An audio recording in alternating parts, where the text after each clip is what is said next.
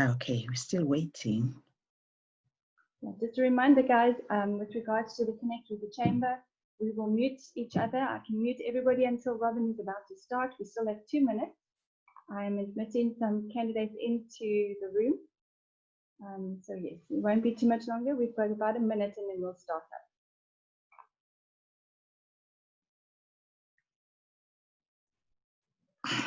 So many familiar faces. It's been a while since we've been able to connect. So it's nice to see that we've got a good audience. Sorry, I'm just trying to get my volume up.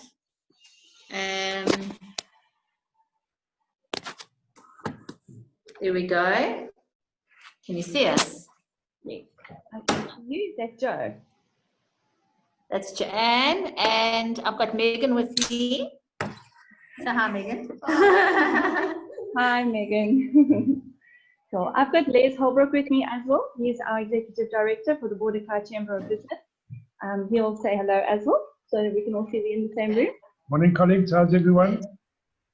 Morning, good to see you all. Hello there. Morning. Hi. This is my Thursday face. Unfortunately, we can't say it's Puza Thursday anymore because there's no more drinking, so it's just an ordinary Thursday. Nice to see you all. And very sad. On board. No, it's just a face. It's just your face. Wow, it's an old face anyway. Don't say that. It's an experienced face. Oh, wow. Okay. You could move to the top of the class. In psychology, we call that a positive reframe. Wow, okay. All right, it's going to take me a while to process that. So what do you call that? Old? No, experienced. Exactly. Very Always good. experienced, never old. Yes, yes. All right, guys, I'll be letting people in and out of the room, I'm sure, through this time period. Just a reminder on your Zoom etiquette, we do have a mute button. Please do, if you would, the videos on and off, let's keep them off for connectivity as well, so we can get the full content and exposure to what Robyn is going to be sharing with us today. All right, we're going to start in 2 seconds.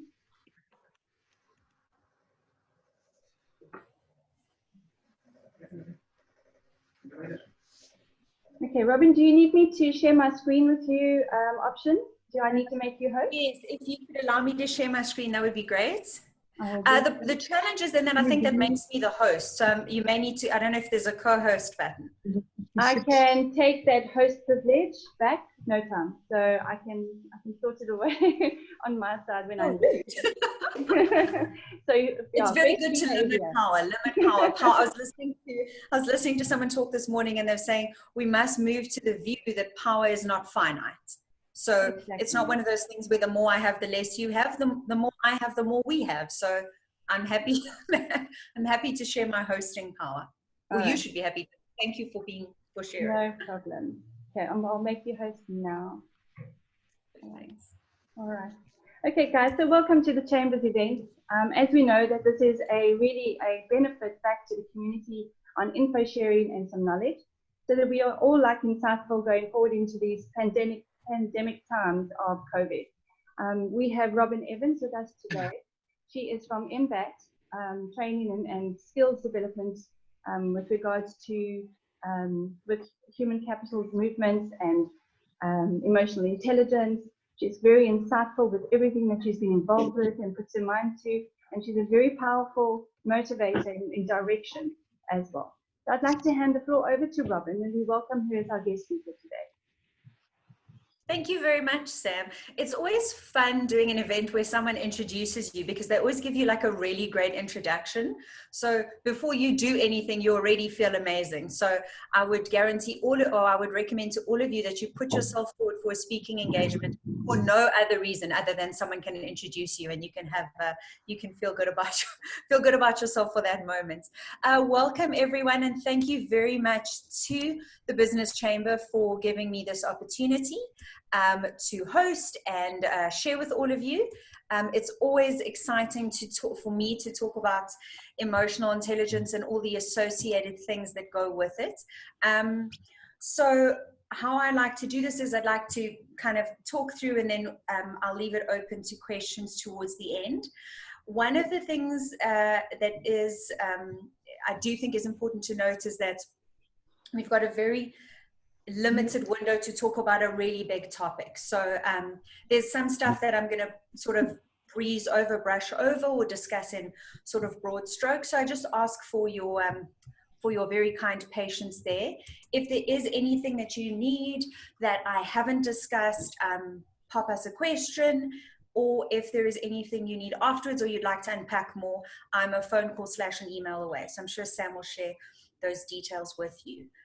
All right, so let's get into it. So when we talk about emotional intelligence, it's one of those conversations that is big, and I think one of the things that we've seen over the past couple of months, for those of us who are proponents of emotional intelligence, it's been quite exciting for us because we've got to say "I told you so," which is a very rare thing, because generally you're not supposed to say that. You're just supposed to say, gosh.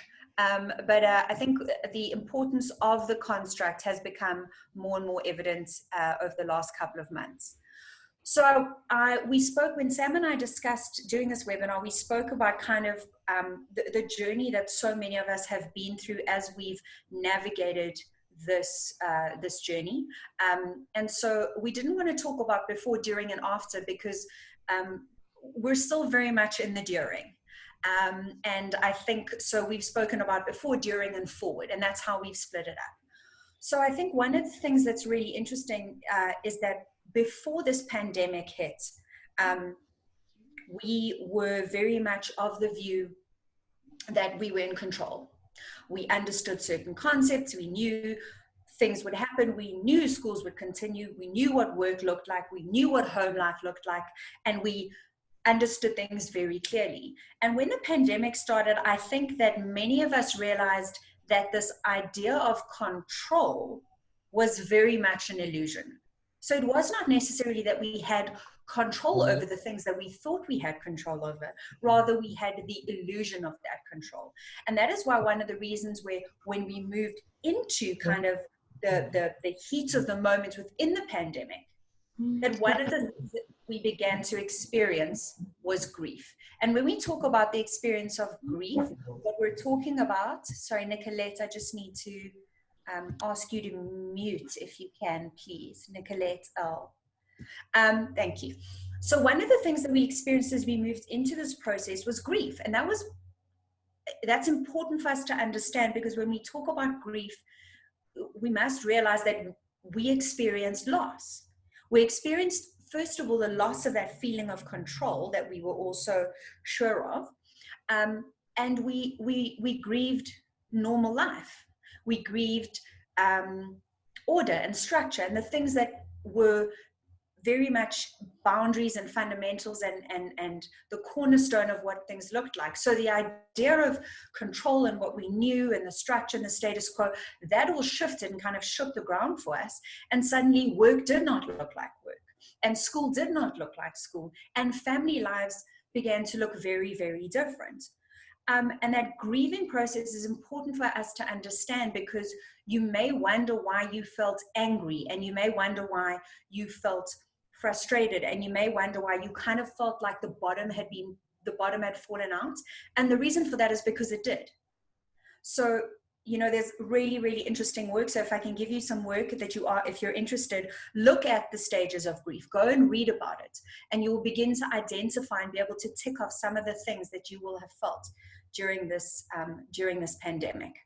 And as you go through that, you'll realize that grief is not a linear process. So it's not like, well, I moved through the steps, tick them off, and everything's fine. It's very much, I'm good today, and then tomorrow I feel like the world's falling apart. And we've all seen those memes about the Corona coaster, and we can all identify that. Another thing that we would have experienced during this process is we would have experienced stress as a result of the fact that now we're trying to figure out, well, Sherbet, how do I balance all this stuff? I can't do the things I used to do. My life doesn't look the way it used to look, and I don't know how to handle that. And we felt a massive amount of pressure and stress. There was confusion, like, what the hell? How does this go? I don't know how it works. when are we going to get out of this? There was anxiety, there was fear, there was all of those things. One of the things that I do want to just address with you, and this is something that I always try and share whenever I speak around the issue of anxiety or fear or stress, is one of the things that you need to know about your physical response to stress is that your body will produce adrenaline. So we all know about adrenaline, right? It's your fight or flight hormone. We all know that. Either I run away or I fight. Okay. Now, the thing that's really interesting to understand about that adrenal and that cortisol response is that your body cannot differentiate and does not differentiate between something that is physically scary and something that is emotionally scary. And that is why sometimes when we've got to have hard conversations, we shake or we're short of breath or we feel our heart racing. That's an adrenal response. Okay. So your body will have had a fear, anxiety response. Hi. Shaman. Sorry that there's still challenges. I thought, all right, we're gonna, yeah. Sorry, Yolandi, if I can just ask you to mute. Yeah, guys, we do want to mute on for the presentation, so just remember to mute yourself. Thank you. Okay, so your All body... right. Okay, no worries. We can continue here so long and then we can do that in between. Okay, and then what we'll do when your email comes through, we can just look at the attendance register, but we can move on so long, but then you can still... Okay, I muted him. Sorry, that always feels very rude. Okay, so you will have had this fear response, you will have had a physical response to the situation, which is one of the reasons why you may feel really, really tired, because adrenaline is exhausting. It's one of the reasons why you may have not slept as well, or you may have felt a loss of appetite, etc. The reason for that is all has to do with your adrenal response. So again, that's something that I can talk about for days. If you do want more information, not a problem, just pop me a message and I'll make sure that I get to that. Sorry, I keep looking down because I'm very mindful of time. So during this situation that we've been in, we've been experiencing grief, we've been experiencing Greece. I wish I was experiencing Greece. Grief, stress, confusion, anxiety, and fear. So there's been a lot going on in our minds and in our bodies. That's manifested physically in terms of, like I say, lack of sleep, increased blood pressure, and all of those exciting, fun things that come with stress. Okay. So what about forward? What about the things that are coming? Well, as we stand where we are now, when we look forward, because of course we don't know what's happening, as we look forward, we find ourselves with more fear, with more stress, with more anxiety, and these things now are faced in the uncertainty, because you may have noticed that we've managed to adapt relatively quickly to the situation in which we find ourselves. Yes, we may still have those feelings of anxiety and fear and stress, but we've adjusted, we've adapted. So now we're all used to wearing a mask. We're all used to washing our hands 47 million thousand times a day. We're all used to sanitizing. We're all used to having our temperature taken. I've had my temperature taken in the last couple of months, more than I think I've ever had my temperature taken in my entire life. We're used to it. We just adjust and we adapt. Okay. But now we're in a situation where we know that going forward, we now need to change certain things, or there is a change coming and we don't know what that looks like. So and what I want to remind you as you navigate that uncertainty and as you begin to think about those things is to remember that if anyone asked you 4, 5, 6, 3 months ago, if you could do what you have done, your answer would have been absolutely not. But we did it. We did the things. We managed to adjust. Workplaces have adapted. We've been able to work from home. We've changed our situation. We've reviewed how we school. Parents have, been very, very challenged. I think relationships have been very, very challenged. Teachers have been challenged to come up with different ways. Employers have been challenged to come up with different ways. So there's so much going on, and we've been able to do it, even though we didn't think we could. So when you find those feelings of uncertainty kind of coming up and bubbling up, it's very good for us to remind ourselves that we have already come away. We have adjusted, we have adapted, and we've done things that we didn't think we could do. And I personally find that a very helpful reminder, because sometimes we do forget. I want to talk for a moment. It's very weird for me. I kind of feel like I'm moving through this very quickly. I want to talk for a minute about wellness, because wellness is one of these concepts that's very much linked to what we're going to talk about around emotional intelligence and what we've experienced. So when people talk about wellness, we talk about, oh, you know, are you well? And we, for the longest time, we considered that just to be our physical health. We've now began to expand that to include mental health. But I want you to understand that we also talk about health in other environments, all right? So there's social well-being, there's social wellness. And that's one of the things that I think has been very difficult for us as a society. And the president did mention this in his address, is that we are social creatures. So human beings are hardwired, neurobiologically built for community. We're meant to live in groups. And that's why our social wellness is something that we do need to be aware of. Now, some of you are saying, yes, Robyn, I hear you. I'm having all the social contact I can handle. If my husband breathes near me one more time, it's likely to get violent.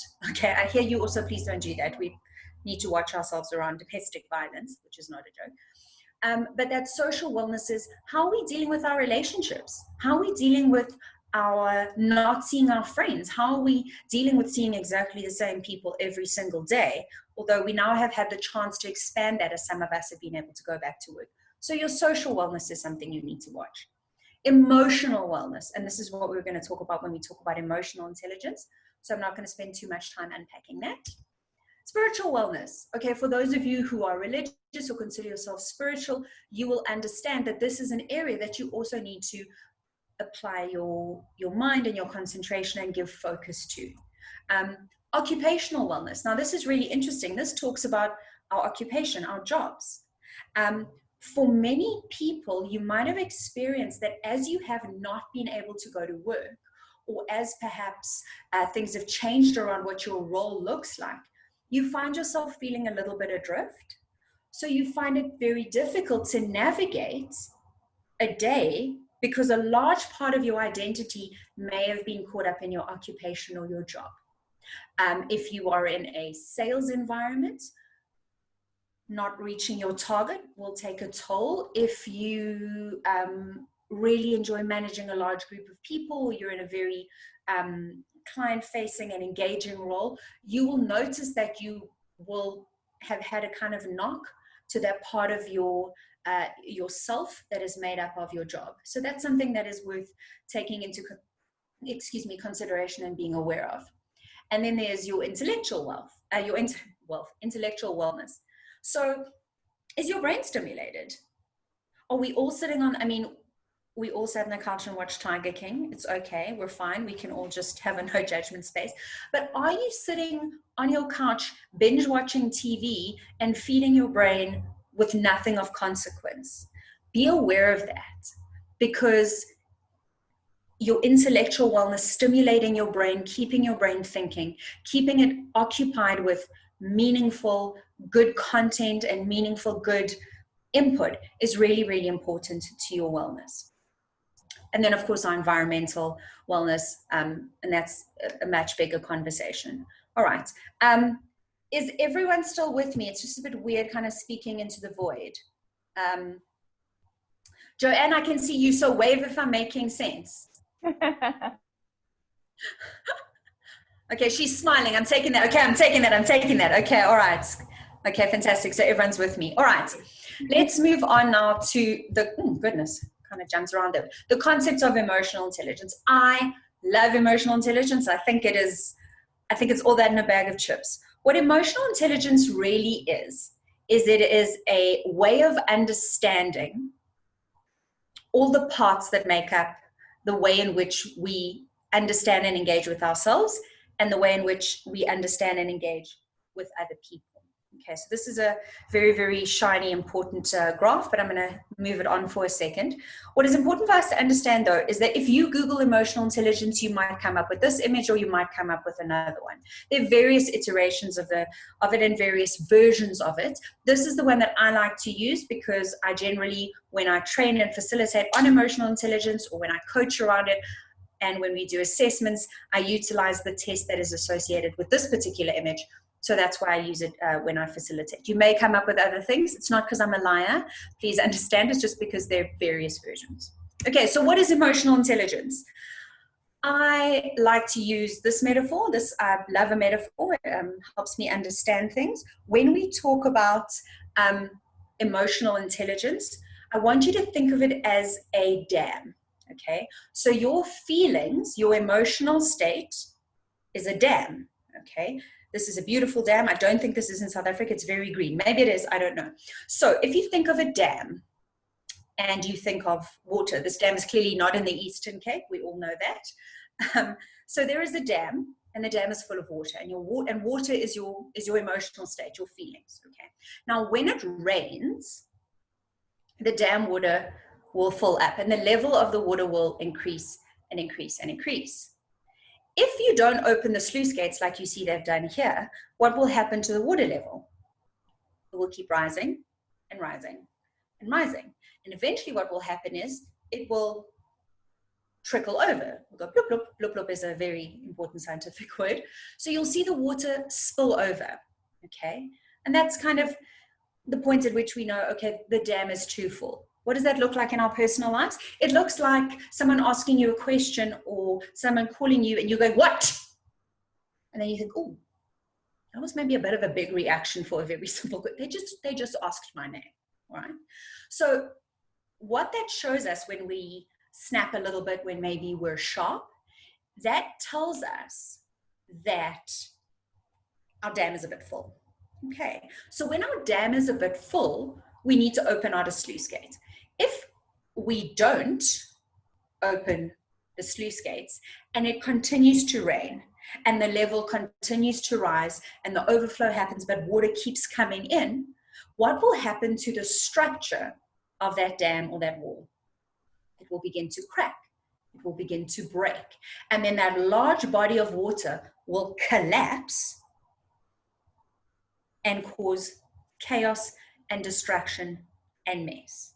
Okay. Now, is water inherently bad and evil? No, of course not. Is rain bad? No. We love the rain, particularly in the Eastern Cape. Big fans of the rain. We need it. Oh, someone said it's the dam in Lesotho. Fabulous. Thank you, Renee. You're fabulous. So water is not bad. Rain is not bad. Neither of these things are a problem. Is the structure a problem? No. The fact that there's no release and we're not using the systems in place, that's what causes chaos and destruction. Okay. So your emotional life is exactly the same. Having feelings is not bad. In fact, if you don't have any feelings, that is a problem. All right. You cannot opt out from all feelings. And we do try and do this sometimes. We say, well, I don't want to feel feelings. I don't want to be angry. I don't want to be sad. I don't want to feel negative feelings. That's uncomfortable. So no feelings for me. Thank you. Okay. It's not a thing that you can opt out of. Sometimes we can numb and suppress emotion, but you can bet your bottom dollar that they will come back and then we will have a dam wall collapse situation. Okay. So there's going to be poof and mess everywhere. So it's not a case of I can just opt out from my feelings. You're going to have them. There's nothing wrong with them. They're healthy. They are good. Okay. But they have to go somewhere and we have to do something with them. We have to process them. We have to figure out what they are. We have to understand why we have them, etc., etc. Okay. So it's about saying my emotional state is a dam and I don't want to let there be overflow, and I don't want the walls to collapse and for me to go crazy. You guys, we know, if we're honest, what it feels like when the dam walls collapse. We call that losing our potatoes, losing our mind, going a little bit crazy. Gosh, I kind of overreacted a little bit there. Wow, I sort of, and you can generally tell because you'll say something and the people who you love will go, oh, kind of like, where did that come from? Well, it came from you not opening a sluice gate and not letting some stuff out. Okay, everyone's still with me? Drop me a comment if I have lost you. No, all good. All good, okay. All right, so what is the good news about emotional intelligence? The good news about emotional intelligence is it's a muscle, okay? So you can exercise it. You can build your emotional intelligence in some areas, or you can build your emotional intelligence in all of those areas, sorry. But what is very, very important is if you look at this delightful human being on the screen, we notice that this person has definitely skipped leg day. Can you see those spindly little legs? All right, now there's nothing wrong with spindly little legs if you have them. Okay, we're inclusive, but what I'm trying to say is half of that person is radically overdeveloped and the other part is underdeveloped. Okay. So when we look at emotional intelligence, when we do a psychometric assessment, when we evaluate you, if that's what you want to do, or as you begin to become aware of these things in your own life, what we want to aim for is middle of the road. This will be the only area in your life where I will actively encourage you just to be average. Just be average, middle of the road. That's what we're looking for, okay?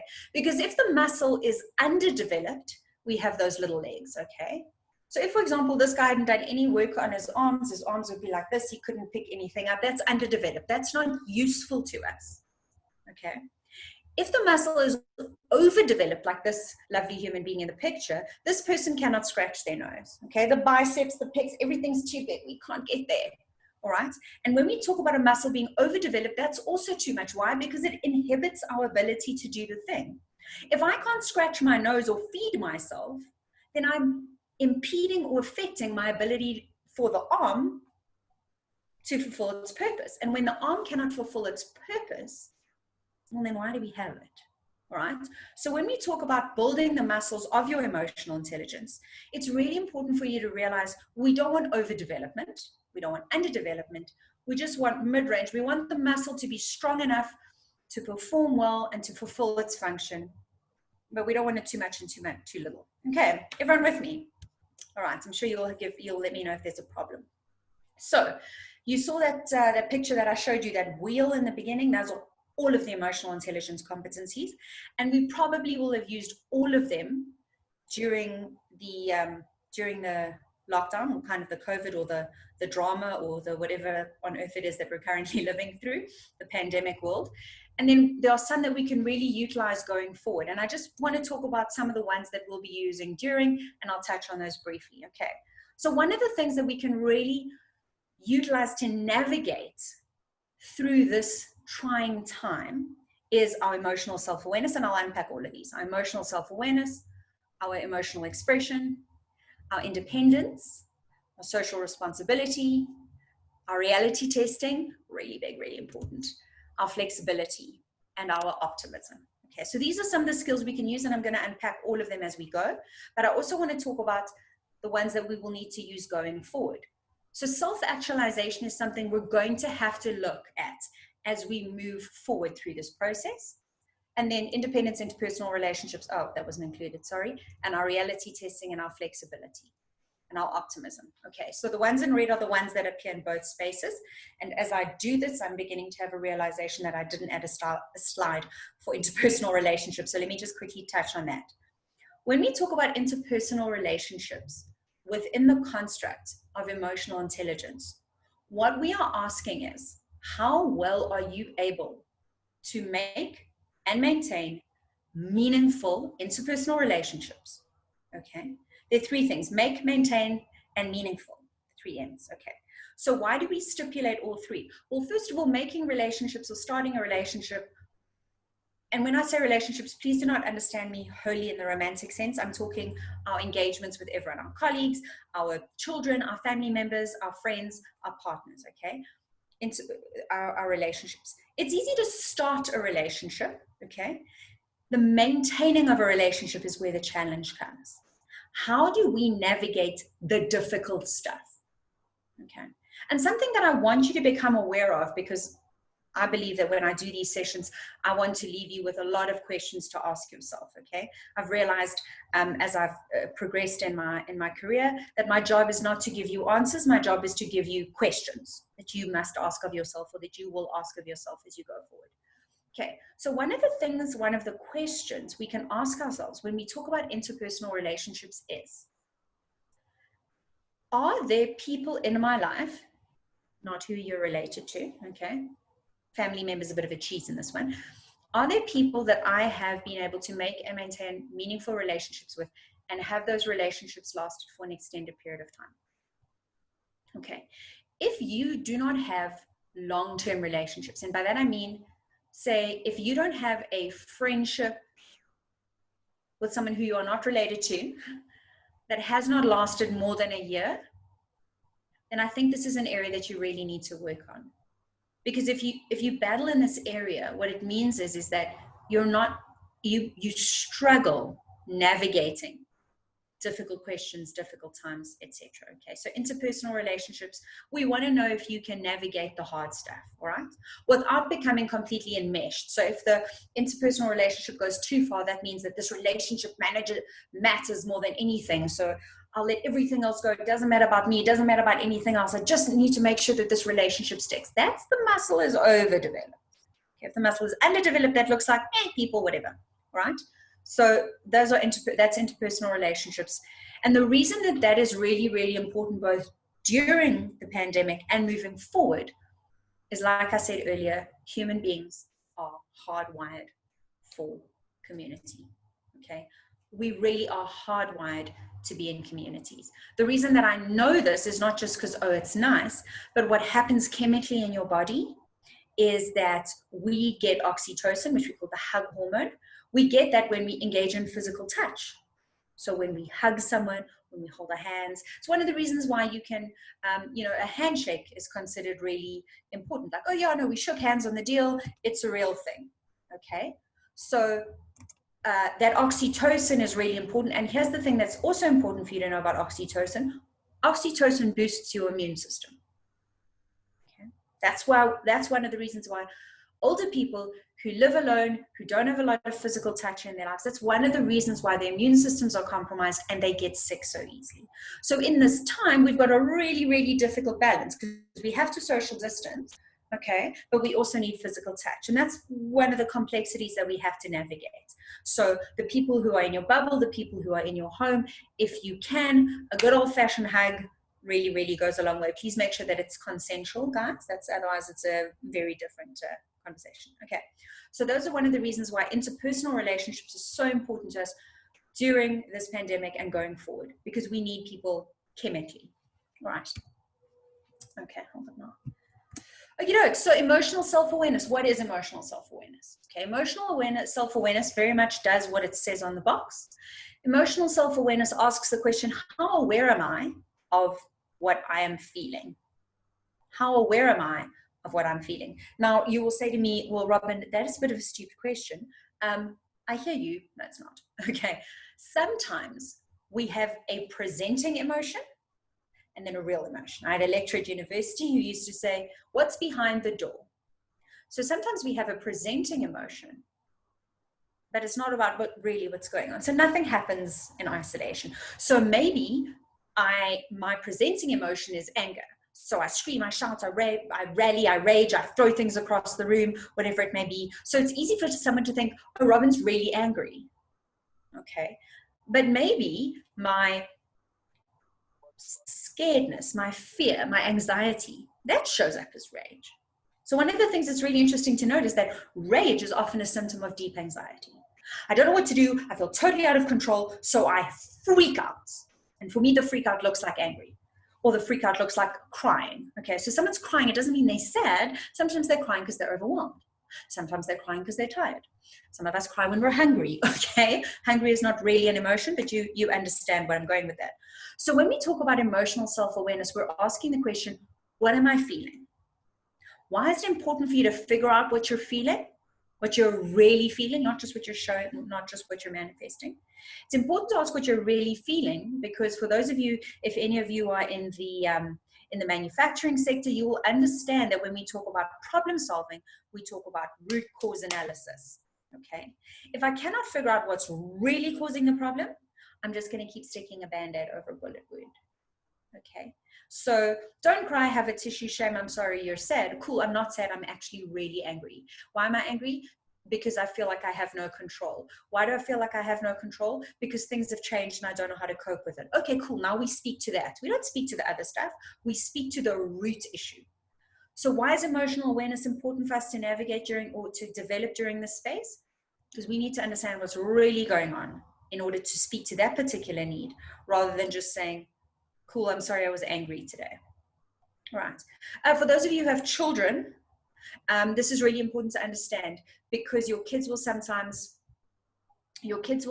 show up or show an emotion that is not the true emotion, and that's okay. One of the things that's really important with emotional self-awareness is learning to figure out exactly what that is, and that takes a while, because those pathways take a while for us to figure out. Okay. All right, next one. Emotional expression. Okay, so emotional expression also does what it says on the box. Emotional expression is my ability to say what I'm feeling. Now, here's the thing that's interesting. Sometimes when we do assessments, someone has high emotional self-awareness, but low emotional expression. So they know what they're feeling, but they battle to say it. Okay, sometimes that's because they just lack the vocabulary. They don't have the words. Right? And sometimes it's just because they don't know how. So the muscle isn't developed. Okay. So I know what I'm feeling and I have the words, but I don't really know how to make that come out my face. Right? Why is emotional expression important? Because we live in communities. Because we live with people. Because we need to rely on our interpersonal skills. I need to be able to say to the people in my life, I'm feeling very overwhelmed. I'm feeling very angry. I'm feeling very frustrated. I'm feeling very scared. I'm feeling very excited. I'm feeling very positive.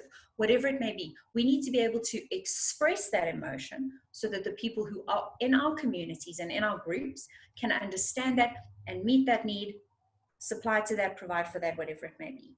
Okay, so emotional expression is important. You can't just know what you're thinking and feeling, but not put it out. Okay, for those of you, quick aside, value add, for those of you who say things like, well, I didn't tell him or her that because they should know. How? How should they know? This culture that we've created around subtext and passive aggressive behavior and, well, I didn't say anything, or I did this and I CC'd in his boss so he knows. Please stop doing that. Please stop doing that. Can we just say what we feel? Can we just say, that made me angry, I didn't like that, or that was really disappointing, or, I'm really excited. I have a friend who once was very, very upset. She phoned me in tears. So what's going on? She's so upset. It's her wedding anniversary and her husband didn't remember. So I said, okay, it was like 8 o'clock at night. Like, when did you remember? She's like, no, she realized first thing in the morning.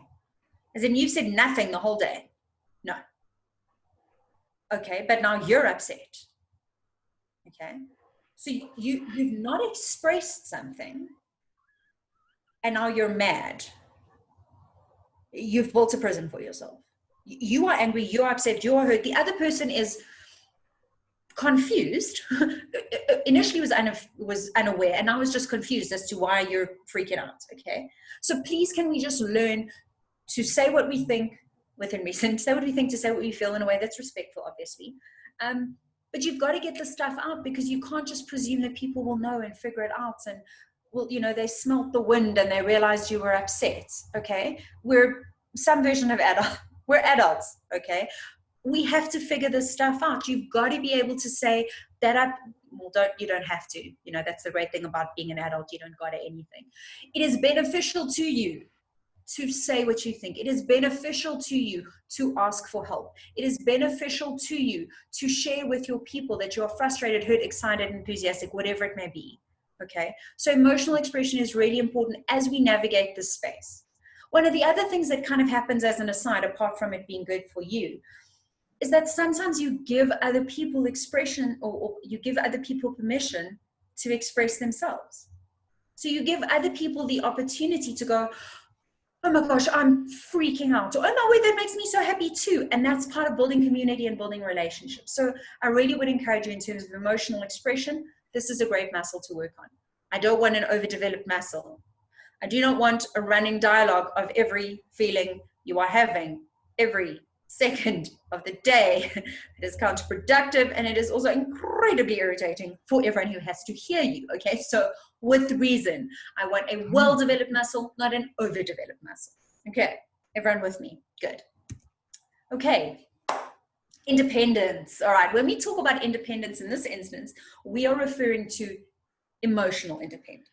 Okay. Emotional independence means I separate my feelings from your feelings. Okay, and this is an area where I really think we often battle to get it right in terms of support for our people, or for those who we're in relationship with. So we have, at some point in our history, for some reason that is unfathomable to me, we have decided that unless you feel exactly what I feel, you don't care about me. Unless you are crying when I'm crying, you don't care. Unless you are angry when I'm angry, with who I am angry with, you don't like me, you don't care. And that's such nonsense, guys. That's such nonsense. I can listen with compassion and empathy and hear your anger and your frustration and say to you, wow, I totally understand why you were angry. That was a really reasonable, rational response. I hear you. I don't have to get angry. I don't have to jump aboard the rage train with you in order to be a good friend, a supportive person in a meaningful relationship with you. I don't have to do that. Okay? So the reason that this is important is because in this difficult time, we need to retain an element of emotional independence. I can't be really, really angry with you, not with you, but share your anger with you and get all angry and frustrated and want to punch everyone in the face. And in the next second, for the next person, I've got to be sad and, oh my goodness, and I'm crying and I'm weeping for you. And then for the next person, I've got to be super happy and super excited. You will be exhausted. You can't do it. Okay? We can be supportive. We can be encouraging. We can be empathic. We can be compassionate. We can be caring. We can be loving. We can be good friends, good support systems to those people. But it doesn't mean that we have to feel those feelings. So that's what's important for us to understand, is that there is an element of independence between what you are feeling and what the other person feels. So you don't have to pick up all their stuff. You don't have to be angry if they're angry. You can just understand the emotion without picking it up and carrying it. And this is really, really important in the time that we're going through, because if you don't do this, you will become exhausted. Okay, so you don't have to get angry when everyone's angry. You don't have to cry their tears. You can be supportive and encouraging with them, but separate. Okay. All right, so social responsibility. This is a great picture. Social responsibility within the context of emotional intelligence means I take responsibility for and I'm aware of how my stuff impacts my society. Okay, so how my stuff impacts and influences the people around me. So what that means is, and we can look at it within a simple environmental situation or example, which is why I've got that lovely picture of someone picking up dog poop. I'm not going to throw something out the window and be like, no, it doesn't matter, okay? Because I understand the impact of my behavior. When we talk about social responsibility, I mean, do I understand the impact of my behavior on the people who are in my society? Okay, and those societies are work societies, they're family units, they're friendships, they're relationships, they're whatever it may be. Do you understand the impact of your behavior on your society? Okay, why does this matter? Well, in a situation where people are locked down, they're in houses, in homes with people who they live with, or they are in work environments, feeling all the feelings that everyone is feeling, it's sometimes easy to forget that our behavior impacts the people around us. So, for example, I've had a rough day, I'm scared of, I'm overwhelmed, I'm frustrated, whatever it may be. I've had a rough day, I come home, I slam the door, I bash things down on the counter, I'm angry. And everyone in my house sort of scuttles off, okay? Now, it's cool, I have the right to be angry because I'm angry. Cool, feel your feelings, but do you understand the impact of that behavior on the people with whom you share space? Do you understand that when you come in and you slam a door and bash your things down, the people who are also feeling anxious and concerned and frustrated now feel like, whoa, what increases their feelings, right? So when we spoke earlier about emotional self-awareness and emotional expression, it's about saying, how do I understand what I'm feeling and how do I express that in a way that is meaningful and healthy and respectful of the people around me? Okay. Please, please, please, on bended knees and with tears in my eyes, do not say, oh, that's just how I am. Cool, that's lazy, you're not to be better, right?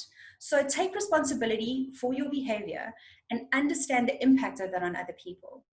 Everyone is experiencing the situation that we're experiencing in, or that we're experiencing, and it is different for everyone, but it is easy for no one. So I want you to take that into consideration when you think about the way in which you behave. Sam, I'm very aware of time. I'm moving quickly. Okay, reality testing. I love reality testing. Reality testing asks the question, is what I'm seeing what's really going on? Okay, again, you may say, Robyn, that's a really dumb question. Of course I'm seeing what's really going on. No. Reality testing really speaks to the fact that what I see and what I experience and my interpretation of that is informed by my lens. Okay, so that's why 2, 3, 4 people can see exactly the same situation and have a different interpretation.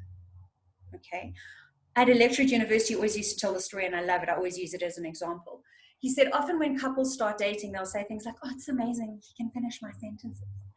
And then 6 months in, they'll say, will you shut up and let me finish talking? So the behavior has not changed, but the interpretation of the behavior has changed. So the reason that reality testing is so important for us in this time is that we understand that what we see and our interpretation of that is affected by our lens. And you do have the ability to change lenses. You do have the ability to ask the question, what else could be going on? What else is happening behind the door that I'm not seeing? So I really encourage you again with this question to start asking yourself, what else could be going on? Rather than immediately jumping to a conclusion. What research tells us is that our emotions, our feelings around a situation are not informed by what we see, but what we tell ourselves about what we see. So it's not about what we see, it's about the story that I tell myself about what I see, and then I have an emotional response. So I can just change the narrative, and that helps change my emotional state and my experience. Okay, flexibility. It's not this kind of flexibility. It's the flexibility, the ability to adapt and adjust. Why is that important? Because, guys, everything's different. The rules are different. We don't understand how anything works. Everything's crazy. We have to be able to adjust and adapt accordingly, okay? If you are inflexible, if you are rigid, it will be like me trying to take this remote and bend it. It will break, okay? If you are not prepared to build this muscle, metaphorically, not like that lady on the picture, if you're not prepared to build this muscle, it's going to be very, very difficult for you, because as situations and concepts and rules and regulations change, if you push back on those, it's going to be very, very frustrating, and you may be like me trying to bend a remote. Optimism. Okay, so optimism, a lot of us understand optimism as like, oh, it'll all be all right. And that's true, that's part of the definition. But the full definition is believing that everything will be okay, with the caveat that I have the ability to make it so, or to influence it. So a large part of optimism is the fact that it will be okay, but I'm in the driving seat and I have the ability to contribute to everything being okay. This is really important because it makes sure that we stay involved, we stay engaged. We don't just check out like, oh, it's a bit hard, right? We stay optimistic, everything will be okay, and I have the ability to influence that. And in a situation when we spoke at the very beginning about the fact that we all had the illusion of control rather than control, it's important for us to understand that we do have influence in the situation, and it's important for us to not disengage and check out, but stay committed and connected. Okay. Self-actualization. Self-actualization is our ability to set and move towards goals. Now, this is absolutely something that we're going to need to work on along with flexibility, because everything looks different. So the rules have changed, which means the goals have changed. What good looks like changed. What bad looks like changed. You know, the reality of, our ability to reach a target, that has changed because now there are other factors at play. So when we talk about self-actualization, how well am I able to set goals and move towards them? And you'll see that the picture there is that of a checklist. And this is really, really important to me. All of you will know someone who is in a bad relationship. Almost everyone. Okay, cool. So you can know someone who's in a bad relationship, and we've all had these conversations. Oh, but like, you know, what happened? And I've had friends say to me, well, like, we've been dating for a really long time, so either we're going to get married and break up. And I'm like, what? Those are the options, break up and get married. And you were like, yeah, marriage, that seems legit. So it's about working against a checklist that works for you. So there are rules and regulations and social pressure around what your life should look like. And I can absolutely guarantee that if you are working on someone else's checklist, that you will constantly feel frustrated, that you will constantly get to the next point and go, oh, but it's still not. Okay, well, if I then, well, if I do this, then I'll feel better. If I do this, then I'll feel better. You really want to examine here that it's self-actualization, me. What does my checklist look like? What does good look like for me? What does healthy look like for me within reason? And then how do I move towards that? Okay, so self-actualization is really, really important in the midst of what we're going through and as we move forward, because we have to begin to set goals that are meaningful within the structure that we find ourselves, and we need to be able to adjust that. Okay, Sam, I am done. Sorry, I kind of raced through that, everyone. Okay, so Sam, Sam, you can handle questions for me. All right. Okay, guys, so that was really great, Robyn. There was a lot of touch base on workplace as well. I feel that, you know, with regards to what you brought to the table, that has given us a way of not just believing in a depressive state, but to come through on an avenue that is more enlightening, you know, to show that you're not alone.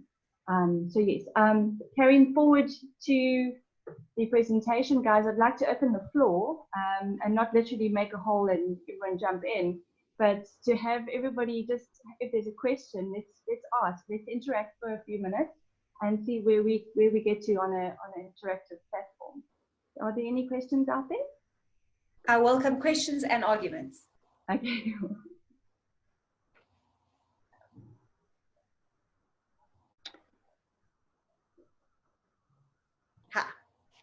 Okay, let's see what we have here. Sam, I don't know if you can see the chat. Moira, thank you, Robyn. Good to reflect. Okay, that wasn't a question, Moira, but great. It is important. And the thing with this is that I want you to have questions. I want you to think about it. Sam will send you my details. So if there's anything that you think about afterwards or going forward that you want to discuss or argue with me about, please feel free to just drop me a mail or call me. I'm happy to talk through it.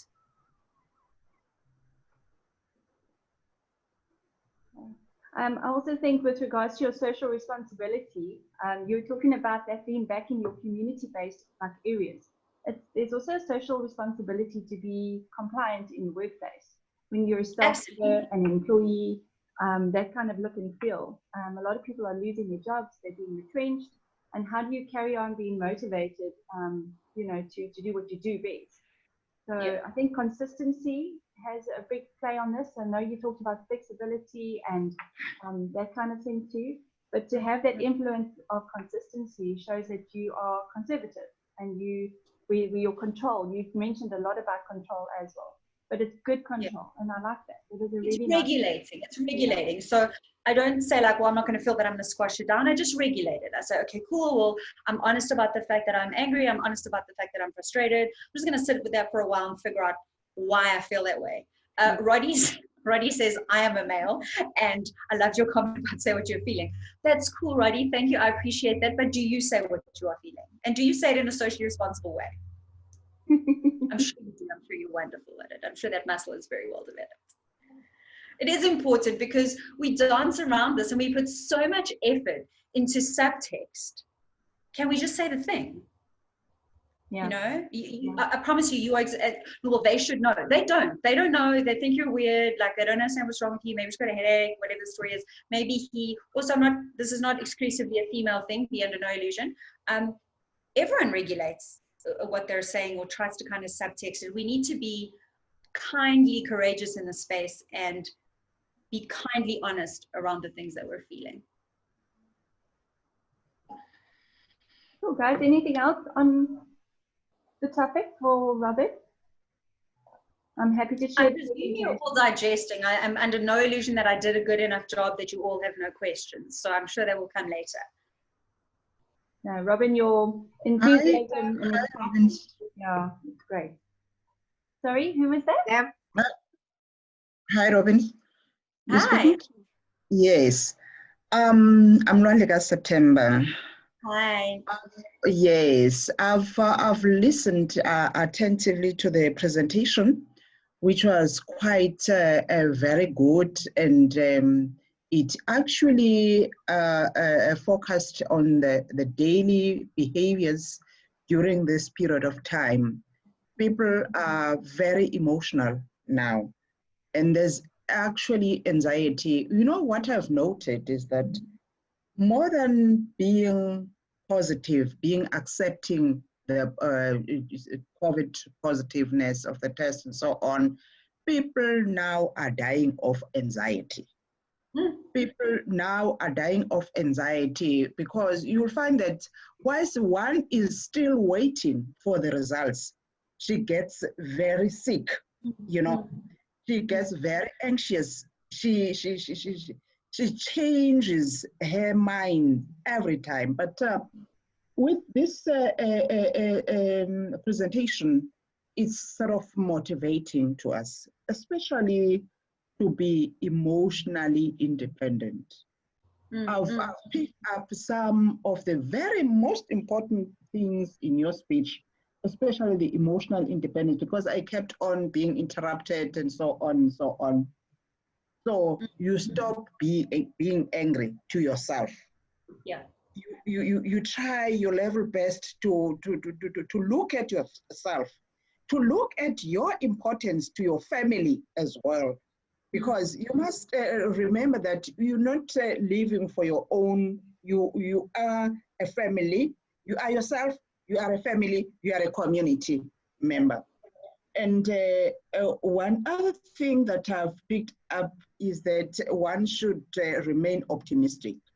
Yes. You have plans during the end of the year, that is during 2019. You had some plans for 2020. Definitely, everyone has some plans.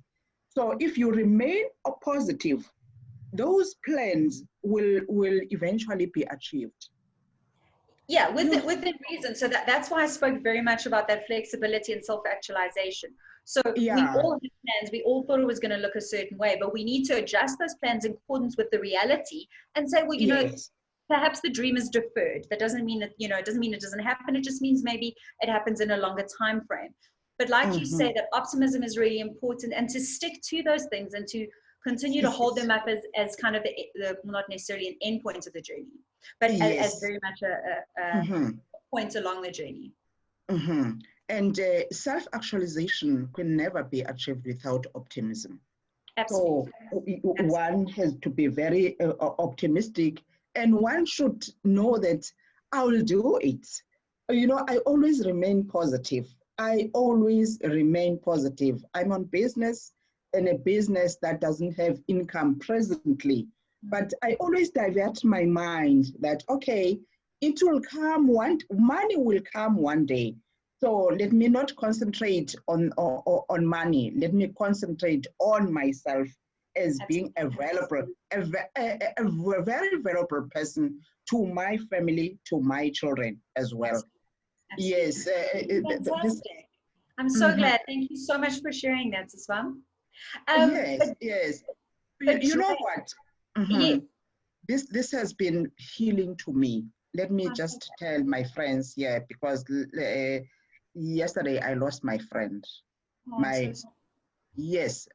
friend. When I say my friend, you know what a friend is. But I still remain positive. And I still remain believing that, well, my plans will be achieved, and it's through God that will give me the strength. And if it comes to me, my time for me to leave this earth, I know God has determined for that day for me. So whilst I'm still living, let me just have a contribution to my community as well. You know. Thank you for sharing that, and I'm so sorry for your loss in this hard time. And I hope that you find some strength in working through this very difficult time. Yeah, it's so difficult, and you know, your presentation was just you know, relevant for this time, as it stated before, during, and after, you know, after COVID. Thank you so much, and please give us your contact details, your email address, and so on, because Sam will send them out to you, and then she'll also send us presentation. Okay. Okay, sorry, Audrey, let me get you, because I've got to move on to another meeting. Audrey, you asked the question. Sorry, I hope I'm saying your name correctly. Are there tools or guidelines that you have for maintaining relationships different to the norm? Emails, calls, etc. Okay, so how do we navigate like the flow of information at us, and the fact that boundaries are now like kind of just vague. Okay, so one of the things that's really, really important is that we have to understand that we can make the choice around what we allow. You know, so it's not about, I was listening to someone this morning, and I've kind of had this conversation before, and I really love the view that it's about what we allow rather than who we allow. So it doesn't matter who it is, if it's, we need to focus on kind of the intention and the emotion to a degree behind the thing. But Adria, I want to chat to you, Sam, if you can send me those details, then I can kind of connect with that, because I think that's a much more complex answer than I can give you right now. You also, hold on a second, I'm now losing my place. How do you address someone when you see they're going through a different emotional time without overstepping? So I have found it very, very helpful to treat people as if what they say is true. So if I ask someone, I see you going through a hard time, is there anything that I can do to help? And they say no, then I have to treat that as if it's true.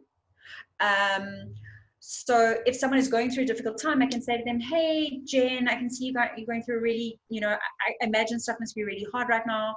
I can help you out in these ways. I can bring you dinner, I can help you go through emails, I can do whatever. Please shout. Then that's sometimes helpful. But if they say, no, thanks, I'm cool, then I have to accept that you're good and, shout when you need something. Something else that's quite helpful is, rather than saying something as broad as how can I help, to say I can do these things to help. Would any of those work for you? So that's sometimes quite an effective tool. With regard to someone's business failing, I mean, everyone is going through a world of hurts at the moment. Dashika, thank you for the presentation. Emotional intelligence is so important in this day and time, and navigating through understanding your own EI has never become more important. Absolutely, I agree with you. I think that we really need to begin to unpack this thing and work on these, like I say, work the muscle, because it's really, really important for us to develop good capacity in this area. Like, yes, for your business, yes, for your family, blah, blah, blah, but mostly for you, because you're the one who has to navigate the space and you have to show up in those environments. And so it's really important to take that time to build that muscle for yourself. Okay, we have no more minutes. Sorry, Sam.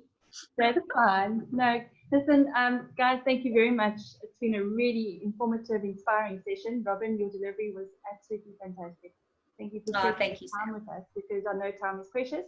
And like you said, now we all have time to go and think about our emotional intelligence and get ourselves working on our muscles. No 6 packs of beers, guys, like Les would say. He's not here at the moment, and he also thanks you, Robyn, for everything that you've shared with us today. But no 6 packs of beers, no champagne. We must do proper 6 packs in our mind. All right, let's build the stepping stones. All right, but yes, thank you, everyone. Stay safe. Thank you very much. Thank you. Stay safe, and I will be in touch on email. Thank you. Thank you so much for giving us this opportunity. Thank you. Thank you.